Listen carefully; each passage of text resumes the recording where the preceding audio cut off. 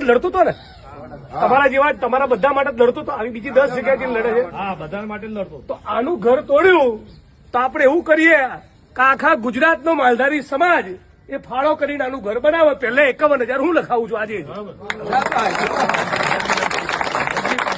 સરકારમાં મેસેજ આપીએ, બરાબર. પણ આ એકદમ સ્પષ્ટ કિન્નાખોરી છે કે તું આ મુદ્દે ભવિષ્યમાં બોલતો નહીં તો તને નવરો કરી નાખીશું. મને આસામની જેલમાં નાખેલો એક ટ્વીટ કર્યું નરેન્દ્ર મોદીની સામે, 2,500 કિલોમીટર દૂર આસામની જેલમાં નાખ્યો. શેના માટે?